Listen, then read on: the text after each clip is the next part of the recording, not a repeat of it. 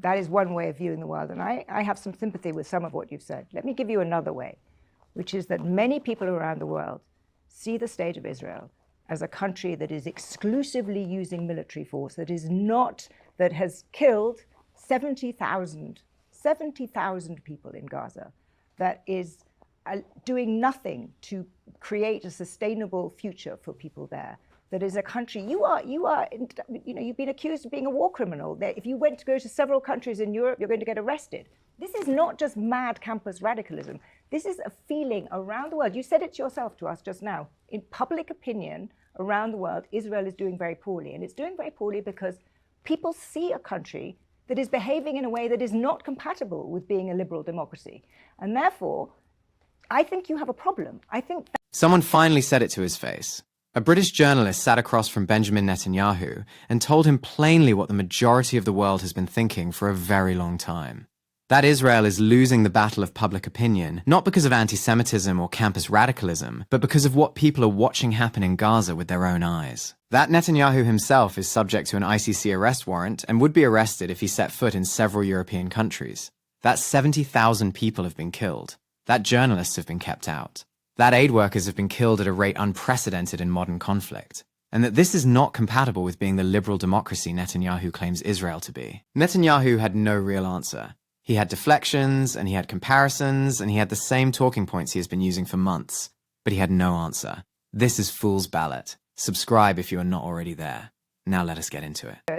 That is one way of viewing the world, and I have some sympathy with some of what you've said. Let me give you another way, which is that many people around the world see the state of Israel as a country that is exclusively using military force, that has killed 70,000 people in Gaza, that is doing nothing to create a sustainable future for people there. That is a country, you've been accused of being a war criminal. That if you went to go to several countries in Europe, you're going to get arrested. This is not just mad campus radicalism. This is a feeling around the world. You said it yourself to us just now. In public opinion around the world, Israel is doing very poorly. And it's doing very poorly because people see a country that is behaving in a way that is not compatible with being a liberal democracy.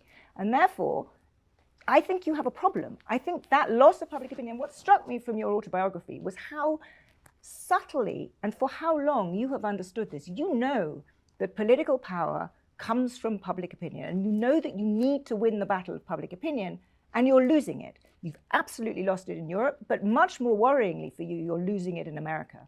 And I think that what you've just told me about fanaticism is true in part, but it is not going to shape public opinion. People are going to roll their eyes and say, he's saying that anybody who says anything critical about Israel is anti-Semitic. He's giving this large, this story about fanaticism, and he's not accepting the fact that Israel is behaving in a way that we think is incompatible with the kind of liberal democracy that he claims. Well, Afghanistan to Iraq and so on, the ratio of combatants to non-combatants killed was 6-1, 7-1. In Gaza, because Hamas was forcing people to stay in urban areas at gunpoint, the ratio is about 1.5-1.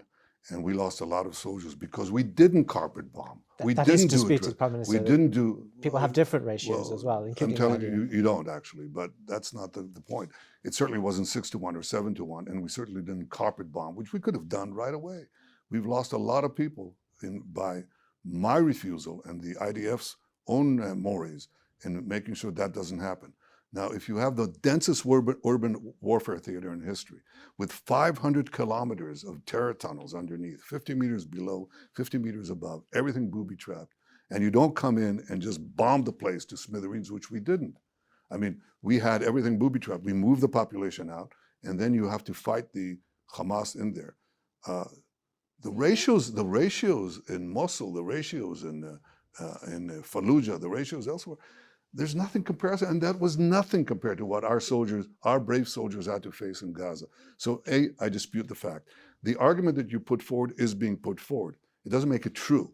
What is true is that Israel is fighting these worst killers, these people who took not only beheaded our men, raped our women, and then murdered them, burned our babies alive, and took 255 hostages, which we took out. Nobody believed that we got them out. These are barbarians.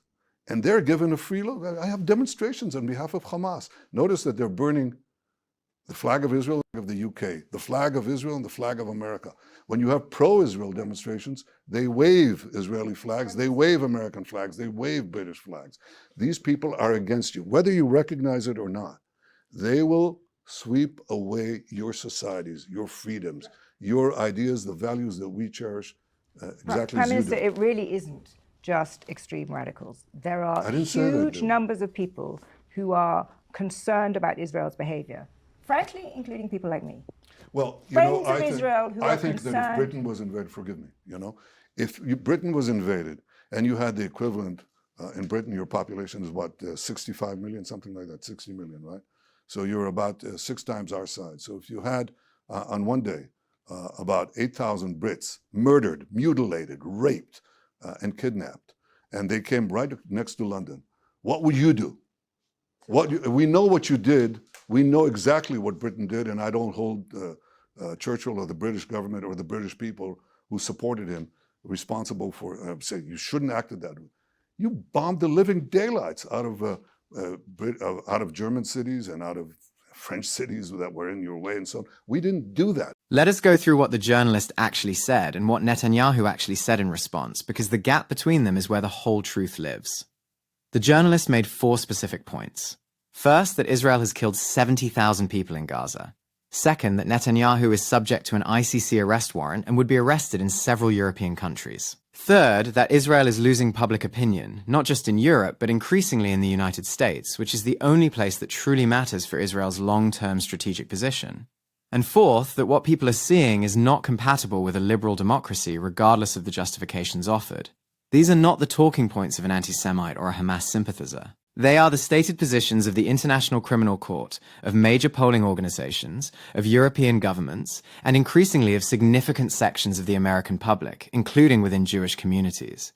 Netanyahu's response to these 4 points followed a very specific pattern that he has used consistently throughout this conflict. He disputed the casualty ratio by comparing it to Allied operations in Mosul and Fallujah. He invoked October 7th and the atrocities committed that day. He compared Israel's situation to Britain being invaded and suggested Britain would have done the same or worse. And he argued that the protesters criticizing Israel are burning British and American flags alongside Israeli ones and therefore represent an existential threat to Western democracy. Let us take each of these in turn. The casualty ratio argument is the one Netanyahu returns to most often, and it deserves to be examined carefully. He claims the ratio of combatants to civilians killed in Gaza is approximately 1.5 to 1, meaning for every civilian killed, roughly 1 combatant has also been killed. Independent analysis of the available data has consistently produced very different figures. UN agencies, international medical organizations, and investigative journalists who have been able to access information from Gaza suggest civilian casualties are significantly higher than Netanyahu's ratio implies. The difficulty is that Israel has restricted independent journalist access to Gaza throughout the conflict, which makes independent verification of any casualty figures extremely difficult. What we can say with confidence is that the death toll is enormous, that it includes large numbers of women and children, and that the restriction on media access is itself a serious departure from international norms of warfare that Netanyahu did not address. The comparison to Allied bombing in World War II is perhaps the most revealing thing Netanyahu said in the entire interview. He told the journalist that Britain bombed German and French cities during the war, and nobody held Churchill accountable for that.